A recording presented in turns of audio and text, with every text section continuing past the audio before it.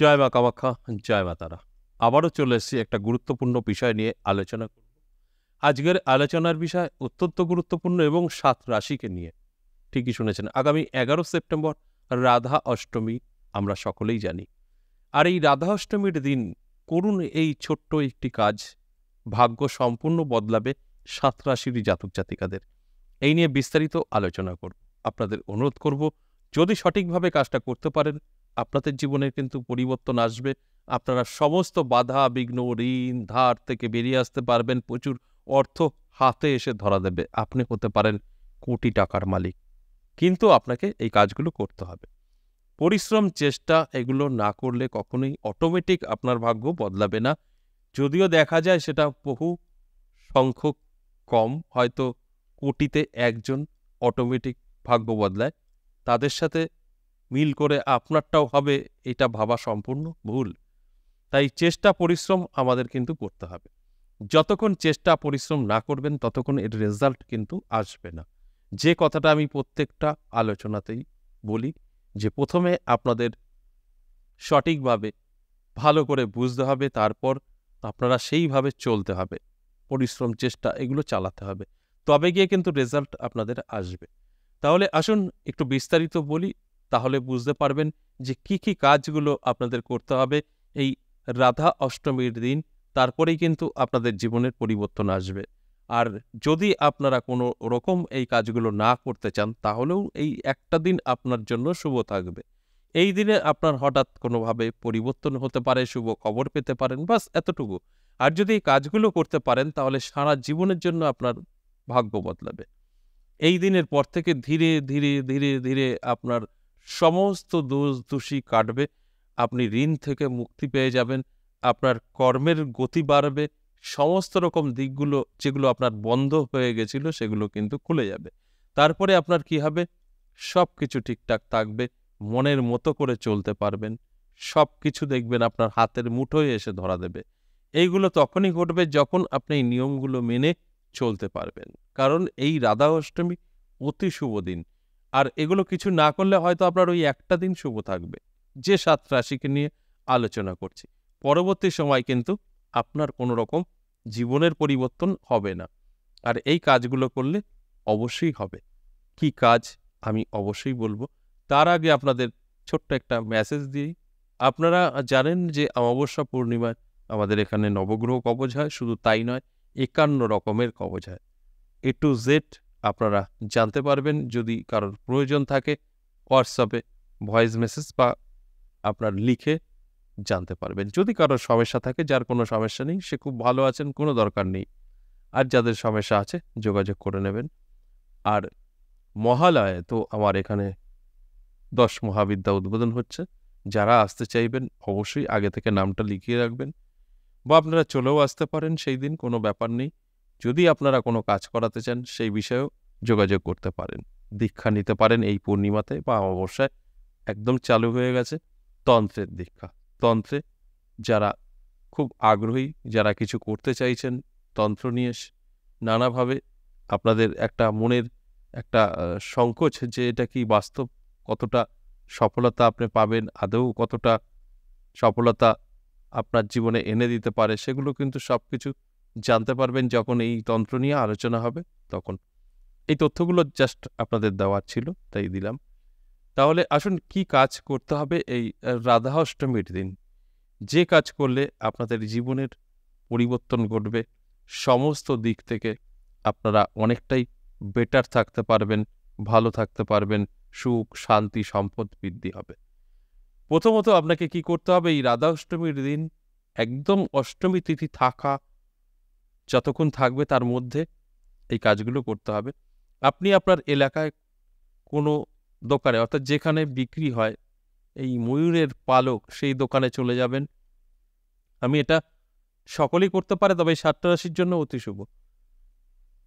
২১টা এই ময়ূরের পালক কিনে নিয়ে আসতে হবে। এবার আপনার ঘরে আনার পর অবশ্যই আপনার মনে ভক্তি এবং শ্রদ্ধা নিয়ে একদম হরি এবং রাধার নাম স্মরণ করে আপনার ঘরের যতগুলো দরজা আছে তার উপরে ২টো করে ময়ূরের পালক ক্রস করে লাগিয়ে দেবেন। সেটা আপনি আঠা দিয়ে, স্যালোটেপ দিয়ে যেভাবে খুশি লাগিয়ে দেবেন। দেখবেন আগেকার দিনে সেই আদিবাসীরা সেই বল্লভ বলে যুদ্ধ করার, সেটা এরকম করে রাখে, ঠিক ওরকম দরজার উপরে ময়ূরের পালক লাগিয়ে দেবেন। যে কটা দরজা আছে 2টো করে। যদি আপনার ঘর বেশি থাকে তাহলে বেশি কিনবেন, নাহলে 21টাই হয়ে যাবে। তারপর কি করবেন, আপনি যে খাটে ঘুমোন সেই খাটের জাজিম বা তোশকের নিচে একটা রেখে দেবেন, ঠিক মাথার দিকে, পায়ের দিকে নয়। আর কি করবেন, ঠিক ময়ূরের পালকের মাথার অংশটা কেটে নিয়ে আপনার যে টাকা রাখার জায়গা, সোনা রাখার জায়গা, আমরা লকার বলি বা যে কোনো কিছুই বলতে পারেন, ড্রয়ার বলতে পারেন, ক্যাশ বলতে পারেন, সেই লকার যেখানে টাকা এবং সোনা থাকে, সেই লকারে আপনি ময়ূরের পালক রেখে দেবেন। আর কি করবেন, আপনার পার্সে ঠিক ওই ময়ূরের পালকের মাথাটা কেটে ছোট সাইজ হবে, ওটা আপনার মানি পার্সে রেখে দেবেন। হতে পারেন আপনি মহিলা, আপনারও নিশ্চয়ই কোনো না কোনো পার্স ব্যবহার করেন, সেই পার্সে রাখবেন। যারা পুরুষ আছেন তারা তাদের পার্সে রাখবেন। এই সমস্ত জায়গায় আপনার ময়ূরের পালকগুলো রাখতে হবে এই রাধা অষ্টমীর দিন। তাতে কি হবে, তাতে কিন্তু আপনার সমস্ত রকম নেগেটিভিটি কাটবে, আপনার বাড়ি পজিটিভ থাকবে, আপনার পকেটে অর্থ কখনোই শেষ হবে না।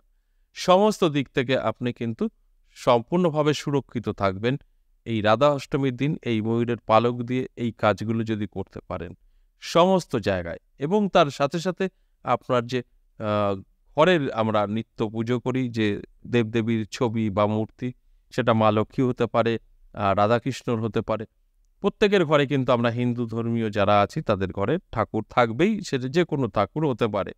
সেই ঠাকুরের সিংহাসনেও কিন্তু আপনি এই ময়ূরের পালক রাখতে পারেন। আপনি যদি প্রশ্ন করেন আমার এখানে যদি মা কালী থাকে বা শক্তি কোনো দেবতা থাকে, আপনি রাখতে পারেন, কোনো যায় আসে না। গুরুদেব আছেন, রাখতে পারেন। আর রাধাকৃষ্ণ থাকলে তো রাখতে পারবেনই। তাই আপনার যে দেবদেবী থাকুক না কেন আপনি রাখতে পারেন, কোনো অসুবিধার কিছু নেই। এবং আপনার এই ময়ূরের পালক দিয়ে যদি 2-3টে একত্রে ছোট করে কেটে একটা ছোট পাখা টাইপের করতে পারেন, সেই পাখাটা দিয়ে আপনার পুজো দেওয়ার পর ওই দেবদেবীর ফটো বা মূর্তি যে আপনার নিত্য পুজো করেন সিংহাসনে, সেটাকে এরকম হাওয়া দিতে পারেন। এই দিন থেকে এগুলো শুরু করতে হবে। এই টোটালটা যদি আপনি করতে পারেন তাহলে আপনার ঋণ থাকবে না, যত টাকা ঋণ থাকুক শোধ হবে, আপনার ইনকাম বৃদ্ধি পাবে, আপনাকে কেউ ক্ষতি করতে পারবে না, বাড়িতে নেগেটিভিটি থাকবে না, কেটে যাবে, পজিটিভ হবে। আর আমরা জানি যদি আমাদের বাড়ি পজিটিভ থাকে সেখানে কোনো রকম টেনশনের কারণ থাকে না, কারণ আমাদের বাড়ির থেকেই সমস্ত নেগেটিভিটি আমাদের শরীরে প্রবেশ করে, গ্রহ খারাপ হয়। বাড়ি যখন ভালো থাকবে তখন কিন্তু এইগুলো ধীরে ধীরে কাটবে এবং আপনি সুরক্ষিত থাকবেন। তাই এটা অতি গুরুত্বপূর্ণ আলোচনা, এই রাধা অষ্টমীর দিন করতে পারেন। এবার আসুন এক এক করে রাশিগুলো বলি। মেষ রাশি, দারুণ সময়। মেষ রাশি জাতক জাতিকারা যদি এই 11 সেপ্টেম্বর রাধা অষ্টমীর দিন এই কাজগুলো করতে পারে তাহলে কিন্তু পিছনে আর কখনো তাকাতে হবে না, আপনার জীবনটা খুব সুন্দরভাবে গুছিয়ে নিতে পারবেন। এরপরে মিথুন রাশি, দারুণ সময়। মিথুন রাশির জাতক জাতিকাদেরও কিন্তু কখনোই আর পিছনে তাকাতে হবে না, আপনার ভাগ্য পুরো চমকাতে থাকবে, কারণ সম্পূর্ণভাবে রাধা কৃষ্ণের কৃপা আপনি পাবেন। এরপর 3 নম্বর কর্কট রাশি, সুন্দর একটা সময় আপনার কিন্তু থাকবে।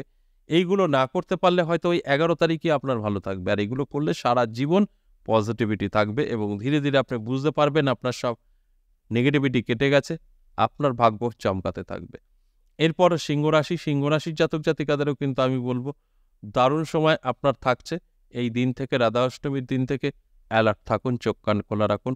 আর যে কথাগুলো বলা হলো ময়ূরের পালকগুলো দিয়ে, এগুলো করুন, দেখবেন আপনি ধীরে ধীরে আপনার জীবনের পরিবর্তন আপনি উপলব্ধি করতে পারবেন। এগুলো সমস্তটাই কাজ করে এবং ভাগ্য বদলায়। এরপর কন্যা রাশি, দারুণ সময় থাকবে কন্যা রাশির জাতক জাতিকাদের।